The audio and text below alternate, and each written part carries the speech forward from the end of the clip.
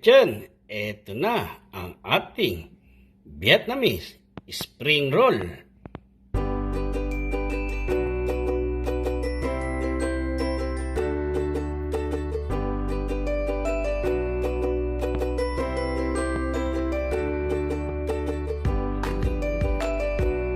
Hello, kapityan. Eto na ang ating Vietnamese sauce spring roll.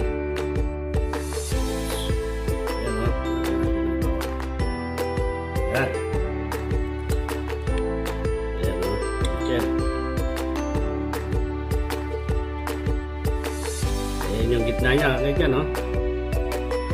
Wow.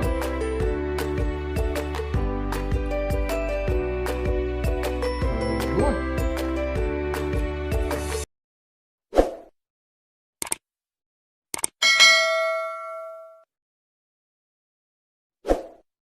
One, two, three.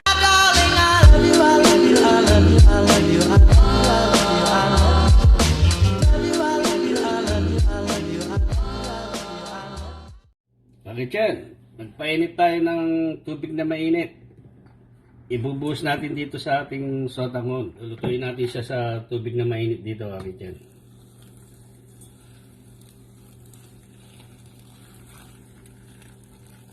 Ibababad natin yan, kakityan. Yan, ito na yung carrots natin. Sinalansan ko ng ganyan, oh, kakityan, oh. Yung mga maninipis. Sinalansan ko, iwain natin sa gitnang ganyan. Ngayon, kakityan, hatiin natin to. Iwain natin to ng maninipis. Ganyan ang iwain niya, kakityan, oh. Manipis lang. Ito magiging gulay natin. Kakityan, may cucumber tayo rito, oh. Ito rin ang kailangan natin sa Vietnamese spring roll natin, kakityan. Hinati natin sa gitna at pinagkuskus natin to para mawala yung dagta niya, kakityan. Ayan o. Hatiin pa uli natin sa gitna to, kakityan. Ayan. Hatiin pa natin ito rito. Ayan. Ganyanin natin yung dulo niya para mawala yung dagta. Ayan, kakityan. Dito muna tayo sa kalahati. Di natin ganyan yan, kakityan. Ganun din ang gayat natin, kakityan. Manipis din to.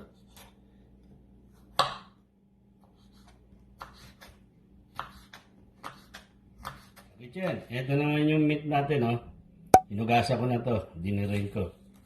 Yan, lalagay natin yan. Yan, ito. May cilantro tayo rito, oh.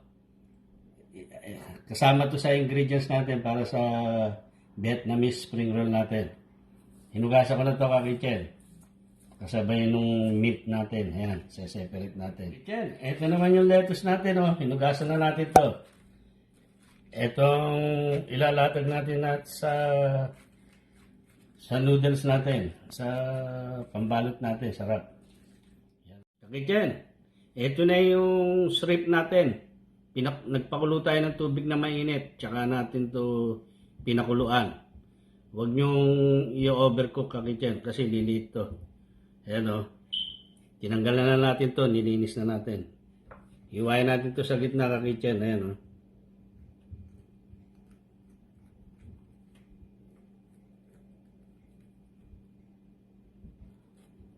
Ganyan ang design natin, kakityan. Yan. Kakitchen, magagawa na naman tayo ng egg natin, panghalo sa Vietnamese spring roll natin. Ito ang kailangan natin sa scrambled egg, kakitchen. 3 itlog, 1 tablespoon cold water, and 1 teaspoon cornstarch, 1 teaspoon pepper, and half teaspoon fish salt, half teaspoon salt. Pagkukumbine natin lahat to, kakitchen, para sa scrambled egg natin. Itong ihahalo natin sa Vietnamese spring roll natin. Sa ito, vegetarian. Itong Vietnamese spring roll ni Andrew's Kitchen. Para sa ito, vegetarian. Okay, let's start it. Let's get started, kakitchen. Ito na, oh. Yan. This for you, vegetarian. Then, ihalo natin itong 1 teaspoon salt natin, kakitchen. Ay, half teaspoon salt. Half teaspoon fish salt. At saka itong half teaspoon ground pepper. At syempre, itong cornstarch natin, kakitchen. Mamaya-maya na natin ano yan. Ibit muna natin itong egg natin.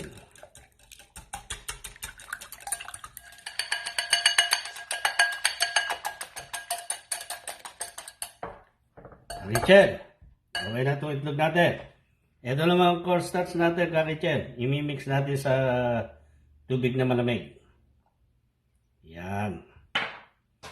At ibibit natin siya ng spoon. Natin. Kaya natin nilagyan ng cornstarch, kakitchen, para maging sticky yung egg natin. Pag ipinaride natin ito mamaya. Diyan, nagpainit tayo ng kaserola natin, oh, ng pan natin.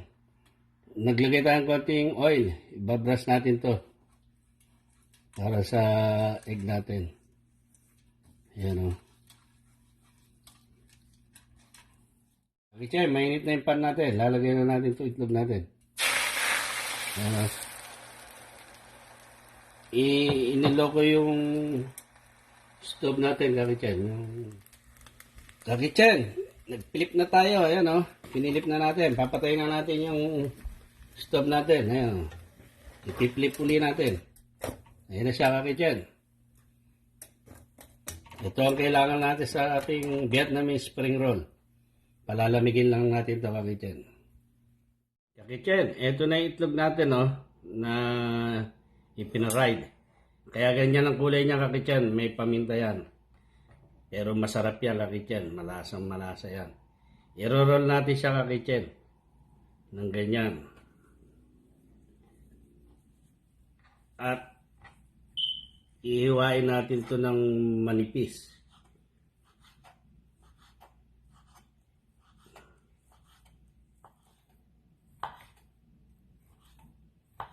Kakitchen, naglagay na tayo ng butter, oh. Magsusuti tayo ng garlic tsaka onion para sa sauce natin. Ito yung garlic natin tsaka onion. Lalagay natin tong yung onion. At tsaka tong garlic. Magtitira tayo ng kaunting garlic, kakitchen. Pantapping natin to sa sauce mamaya. Ayan, oh, kakitchen. Ito ang pantapping natin. Lantayin lang muna natin ito. I-caramelize na lang muna natin itong onion tsaka garlic. Caramelize lang natin muna, kakitchen. Tayo natin malantay yung garlic natin tsaka onion. At tsaka natin i-add yung 1 cup na water para sa ating sauce. At hoisin sauce. At saka peanut butter. At saka pepper. Maglalagay rin tayo ng konting salt dyan, kakitchen. At saka sugar. Kakitchen, medium natin yung stove natin. Ito na yung ano natin, oh. Yung bango, kakitchen. Maglalagay tayo ng tubig ngayon, 1 cup. Ito ang pinaka-sauce natin, kakitchen. At maglalagay tayo, pakukuloyin lang natin yung kakitchen. Pero bago kumulo yung kakitchen, maglagay na tayo ng half tablespoon sugar. At soy sauce na lang, mga 1 teaspoon.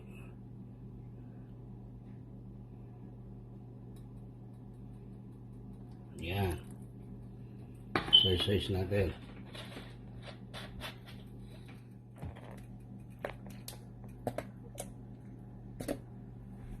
Yan. At saka 1 teaspoon pepper, kakitchen. Yan. Yan ang sauce natin. Lasa niya, kakitchen. Bago natin lagyan ng peanut butter.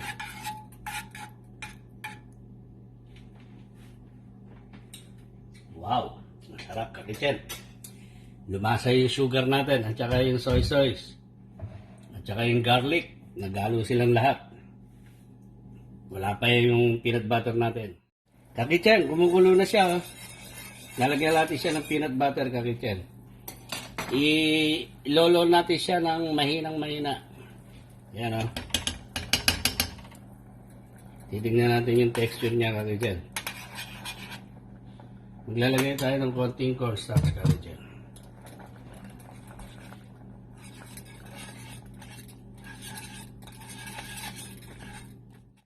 Ang sarap, kakitchen. Maglalagay pa tayo ng isang kutsara, kakitchen, para lasang-lasa yung peanut butter natin. Yan.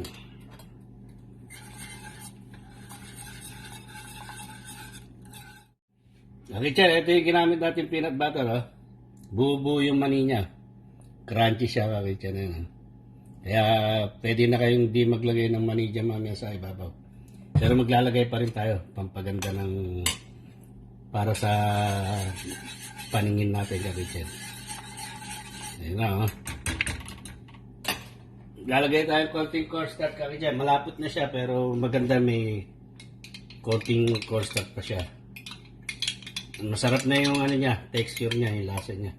Konti lang, kakitchen. Mga 1 tablespoon lang. Ayan, oh. Okay na yan, kakitchen.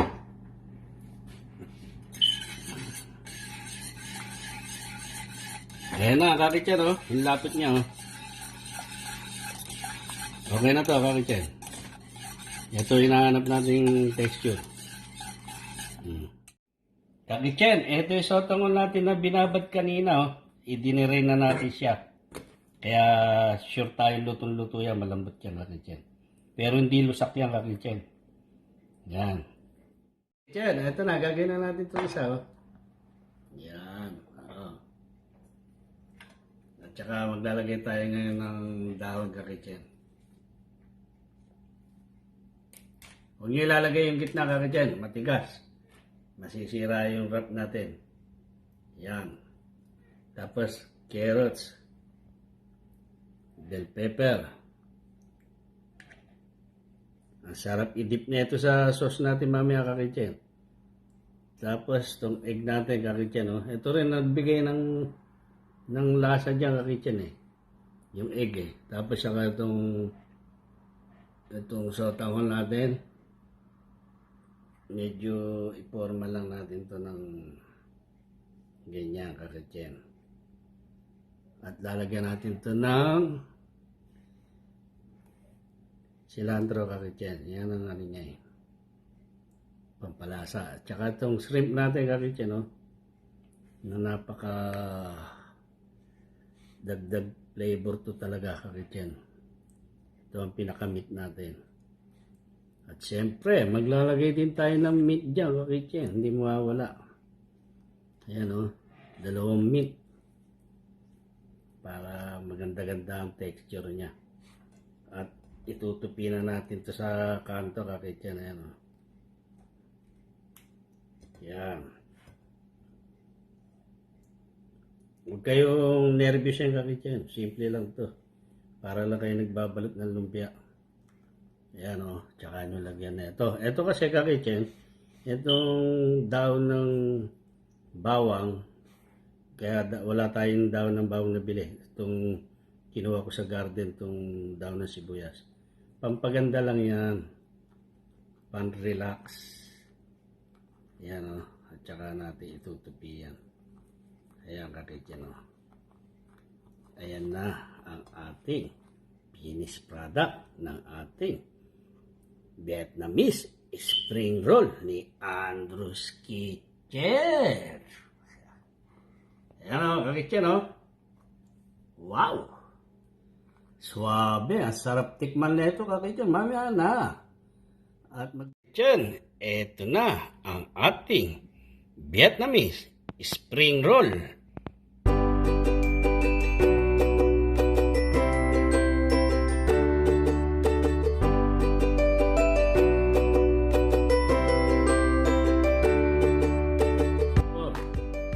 Siyempre, sa Isasawsaw natin to rito sa ating peanut sauce na napakalapot, napaka-creamy, no? At ibabite natin to ng dahan-dahan, kakike.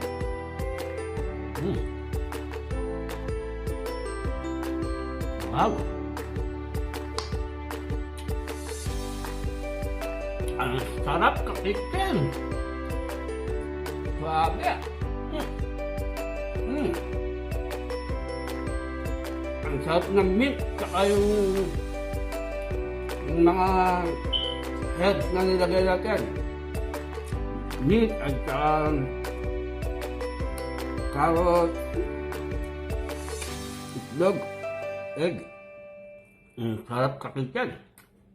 Kakitchen, ito na ang ating masarap na Vietnamese spring roll with peanut sauce ni Andrew's Kitchen.